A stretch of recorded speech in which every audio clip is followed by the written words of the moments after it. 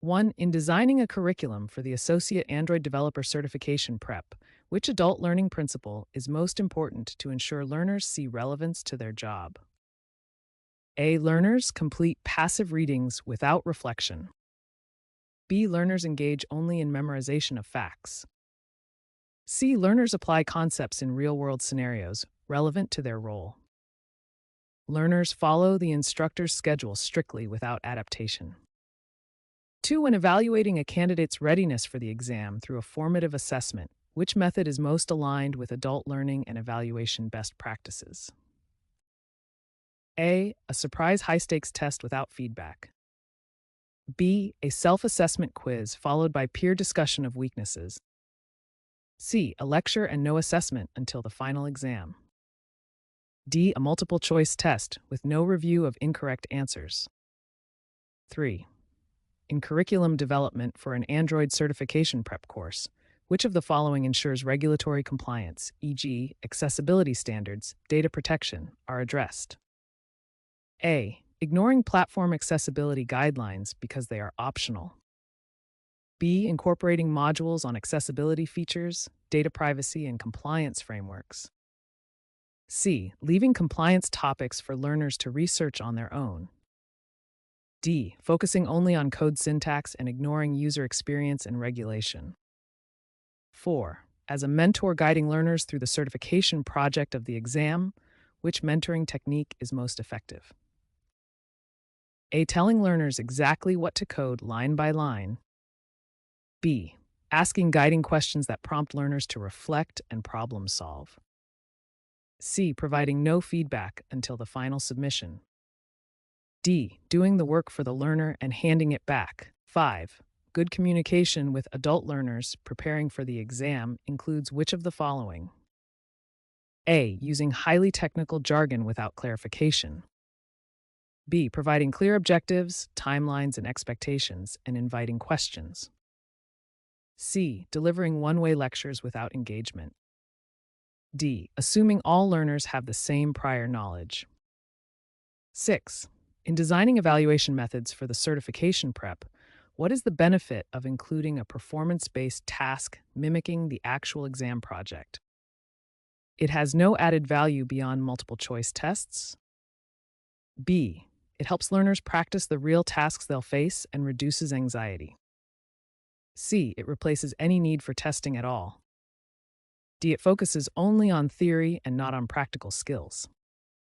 7. Adult learners value autonomy. Which curriculum design choice supports autonomy in the context of preparing for the association exam? A. A rigid schedule that cannot be altered. A single path that all learners must follow regardless of experience. C. Offering optional modules, self-paced elements, and elective topics to suit individual goals. D. Preventing learners from choosing any additional reading. 8. When mentoring a learner who struggles with debugging code in the Android project, the best approach is A. Fix the code for them immediately. B. Provide a detailed step-by-step fix and move on. C. Ask the learner to describe what they observed, guide them through identifying the root cause, and coach them to fix it. D. Ignore the issue and focus on other topics. 9. On the subject of regulatory compliance, e.g., user data protection in apps, which statement is most appropriate to include in the curriculum? Only focus on core Android APIs, ignore user data or privacy topics. B. Add a module on user permissions, secure storage, GDPR CCPA concepts, and best practices. C. Mention regulation briefly but give no concrete examples or tasks. D. Assume learners already know compliance and skip it. 10. For evaluation methods aligned with adult learning, which combination works best? A. Rote recall tests only. B. Practical project tasks plus peer review, self-reflection journals. C. No assessment until end of course. Final exam only. 11. In communication with diverse adult learners, different backgrounds, experience levels, which strategy helps promote inclusion? A. Use one teaching style for all and assume it suits everyone. B. Provide multiple representations, visual, textual, hands-on, check for understanding, allow questions. C. Speak rapidly and cover many topics to challenge all learners equally. D. Ignore learner feedback about pace or format. 12. In curriculum development for the certification, how should you scaffold the content? A. Present advanced topics first and basics later. B. Start with foundational Android core principles, then move to UI, data, debugging, testing per syllabus. Skip foundational topics entirely. D. Randomly mix unrelated topics without progression. 13. In mentoring, promoting metacognition, thinking about one's own thinking, for adult learners means you should A. Only tell them what to do and not how to reflect. B. Encourage them to plan their study approach, monitor their progress, and adjust strategies when stuck. C. Avoid discussing how they learn. D. Focus only on content delivery, not on learning process. 14. When designing a practical exam-style task for the certification prep, to align with the actual exam structure, you should include A. A timed project with debugging, implementation of features in Android Studio, and test case writing. B. Only multiple choice questions. C. A single open book essay question. D. A manual programming assignment outside Android Studio. 15.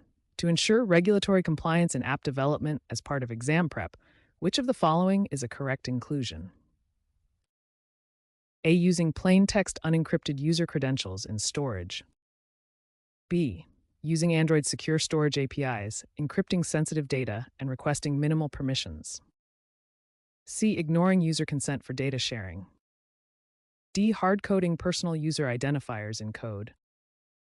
16. Adult learners often prefer learning that is immediately applicable. Therefore, the curriculum should A. Provide abstract theory only with no application. B. Integrate real sample apps, like one similar to the certification project, and let learners adapt it. C. Delay practical work to the very end. D. Use content unrelated to their job or certification. 17. For evaluation in the certification prep course, how should feedback be provided for maximum learning effect? A. Only indicate whether answer was correct or incorrect. B. Provide specific feedback explaining why, how to improve, and next steps. C. Provide no feedback until final grade. Feedback should focus only on speed, not quality of work. 18. When mentoring a group of learners preparing for the exam, how can peer mentoring be integrated effectively? A. Not allowed, only instructor lectures. B. Pair learners to review each other's code, give suggestions, and share best practices. C. Force stronger learners to do work for weaker ones. D. Avoid any peer interaction. 19. In curriculum development, evaluating success of the course after the cohort's complete is essential. Which metric is most meaningful? A. Number of pages in the syllabus. B. Learner satisfaction only. C. Pass rate on the certification exam, improvement in practical skills, and learner reflections on growth. D. Number of slides used by instructor.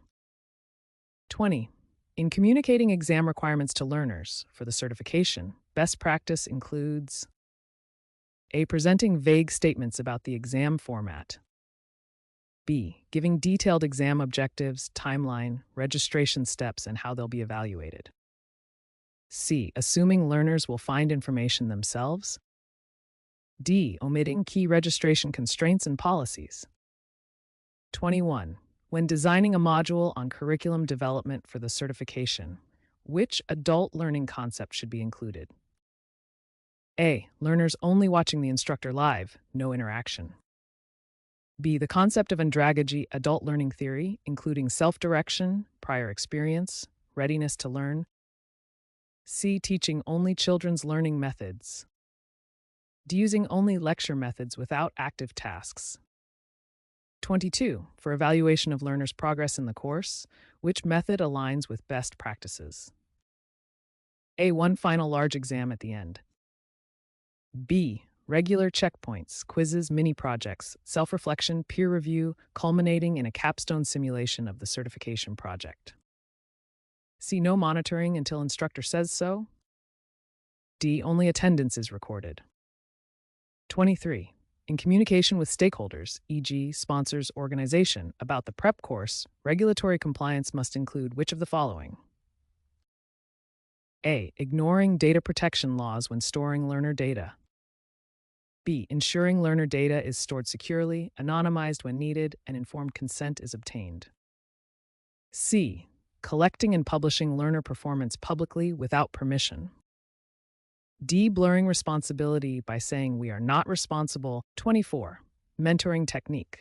For a learner who repeatedly struggles with the testing module, e.g., writing automated tests for Android, a good approach is A. Reiterate the same explanation until they get it. B. Provide them a detailed tutorial only and leave them alone. C. Diagnose specific difficulties, e.g., understanding test frameworks, provide scaffolded tasks, gradually increase complexity, give encouragement. D. Skip the testing module and assume they'll catch up later. 25. When designing a certification prep course that supports adult learners and regulatory considerations, which of the following is a best practice? A. Assume all learners have equal prior knowledge and pace accordingly. B. Provide flexible pacing, optional modules, include compliance content, e.g., accessibility, permissions, use real-world tasks, and support mentoring. C. Focus entirely on memorizing facts of Android API. D. Use only theoretical exams without any practical coding. 26. In evaluation methods for the prep course, how should you assess communication skills of learners, e.g., presenting their project features? A. Never assess communication, only code matters. B. Include a segment where learners present their project features, justify design decisions, and receive feedback on clarity and professionalism. Use only automated code analysis tools. D. Ask learners to write a long, unstructured essay without guidance. 27. In mentoring adult learners preparing for the certification exam, cultural and individual differences matter. The mentor should A. Treat everyone exactly the same regardless of background. B. Recognize different learning styles, experience levels, encourage sharing of diverse perspectives, and adjust support accordingly. C. Assume all learners are beginners with no prior experience. D. Ignore feedback from learners about their preferences.